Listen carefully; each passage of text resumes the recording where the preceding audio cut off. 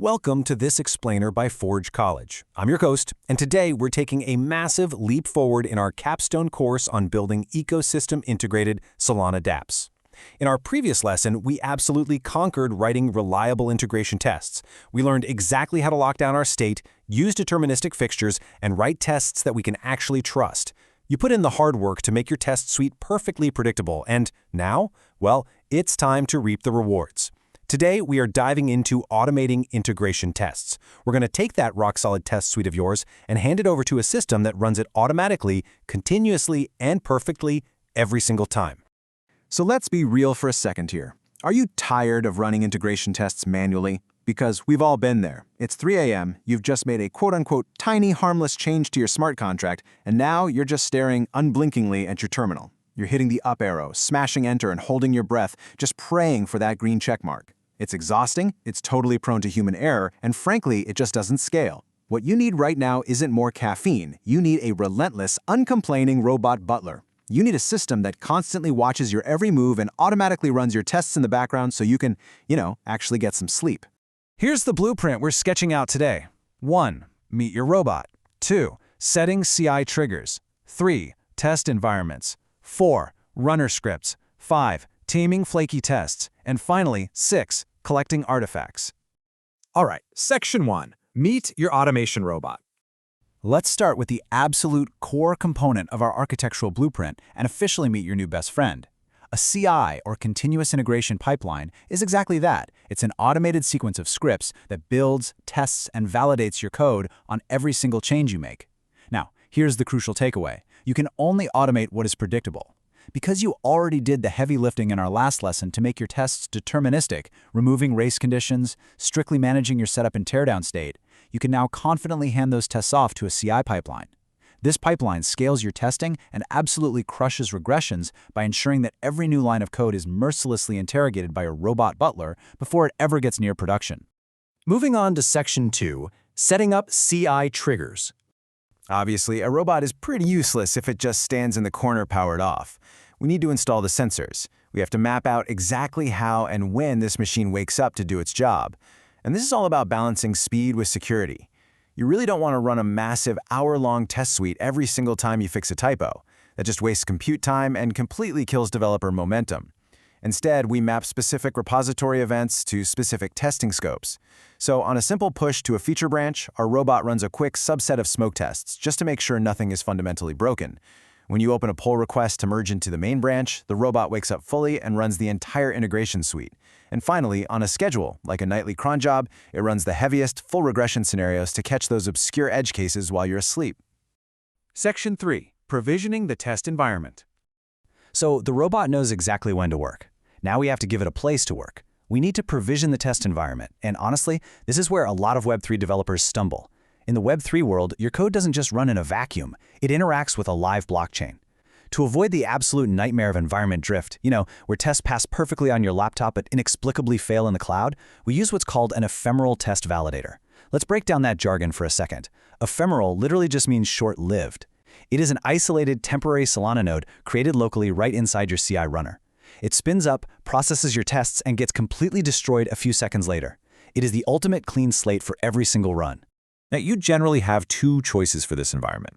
You can use the local solana-test-validator or connect out to a shared devnet. The local validator is incredibly fast and highly reproducible. It's perfect for about 95% of your tests where you just need to verify isolated account state. The shared devnet, on the other hand, gives you live network features, which is awesome if you need to test cross-program integrations with existing protocols. But it comes at a steep cost, much longer test runs, and potential network instability.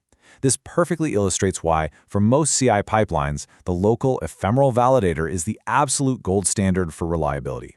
Section 4. Building the runner script. We have our triggers, and we have our workshop. Let's actually assemble the engine itself. The runner script. This is the script that orchestrates the entire life cycle of our ephemeral environment. This logical sequence of gears turning is the literal heart of your automation. First, we start the validator in reset mode, again, strictly enforcing that clean slate. Second, and this is absolutely crucial, we wait for RPC readiness. If you fire off tests before the node is actually listening, the whole thing crashes. Third, we run the tests with a strict timeout so a hanging process doesn't burn through all your CI minutes. Fourth, we collect the logs. And finally, we safely shut the validator down. In Bash scripting, we wrap all of this in a brilliant safety check called set-euo pipefail. This ensures that if any single command fails or uses an unbound variable, the whole script stops immediately. This prevents those terrifying silent failures where a test actually failed, but the pipeline happily reports a pass. Section 5. Taming flaky tests. Now I've got to be honest with you. Even with a local validator and perfectly deterministic state, you are operating in a distributed systems environment. Timing assumptions happen. Network stutters happen. We have to address the inevitable reality of flaky tests. A flaky test is one that fails intermittently without any actual changes to the code. They are the sworn enemy of trust in a CI pipeline. To tame them, we don't just blindly rerun the whole suite. That is a massive waste of compute power. Instead, we implement targeted retries. If a specific test fails due to a transient error, we retry it using exponential backoff, waiting 1 second, then 2, then 4, giving the system a moment to recover. We also isolate known flaky tests with tags so we can handle them with special care. In our Forge College courses, we really emphasize these precise retry strategies because they literally save developers hundreds of hours of debugging ghost errors. Almost there. Section 6. Collecting artifacts and reports.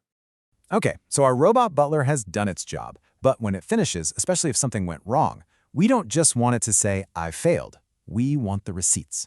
When a CI run goes red, a mysterious X on your dashboard is totally useless. We need diagnostic artifacts. Your runner script must be configured to output JUnit-style XML reports, which most CI platforms can parse to show you exactly which test failed and its stack trace. You also absolutely need the raw RPC transaction traces and the full validator logs dumped into a downloadable folder. With these receipts in hand, a CI failure is no longer some frustrating mystery. It's an immediately actionable bug report. If you take away only one principle from our blueprint today, let it be this golden rule of DevOps. Treat the test environment as code. You should be able to run your exact CI runner script right there on your local laptop and get the exact same result. Total predictability. No magic cloud variables, no hidden dependencies. The provisioning must be completely identical. By wiring up your deterministic tests to a CI pipeline with ephemeral environments and strict artifact collection, your code is now protected by a relentless automated guardian. But I want you to ask yourself, if your pipeline went entirely red today, would your team know exactly how to read the receipts and fix the engine, or would they just blindly hit retry and pray? Well, in our next lesson, we'll tackle exactly that, debugging integration failures. To get your hands on these exact YAML configurations, bash scripts, and to dive way deeper into this blueprint, you've got to visit forge.college to learn more about the subject and explore our extensive Web3 content.